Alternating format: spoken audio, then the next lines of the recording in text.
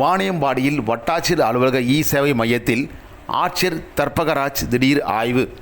திருப்பத்தூர் மாவட்டம் வாணியம்பாடி வட்டாட்சியர் அலுவலகம் அருகே உள்ள சேவை மையங்களை மாவட்ட ஆட்சித்தலைவர் தர்பகராஜ் திடீர் ஆய்வு செய்தார். இந்த ஆய்வின் போது சேவை மையங்களில் அரசு நிர்ணயம் செய்துள்ள தொகையான ரூபாய் 60 வசூல் செய்யப்படுகிறதா என்பது குறித்து பொதுமக்களிடம் கேட்டறிந்தார்.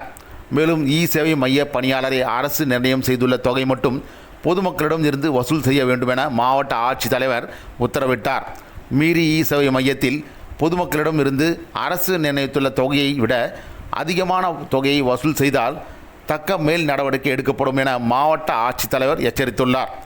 மேலும் சான்றிதழ் வேண்டி விண்ணப்பிப்பதற்காக வருகை புரிந்துள்ள பொதுமக்களிடம் சான்றிதழ் பதிவு செய்வதற்காக சேவை மையத்தில் சிரமங்கள் எதுவும் உள்ளதா என்பது குறித்து மாவட்ட ஆட்சித்தலைவர் தர்பகராஜ் கேட்டறிந்தார். இந்த ஆய்வுகளின் போது வருவாய் கோட்டாட்சியர் ஆச்சிதா பேகம், வட்டாட்சியர் சிவபிரகாசம் மற்றும் சம்பந்தப்பட்ட துறை அலுவலர்கள் உடனிருந்தனர்.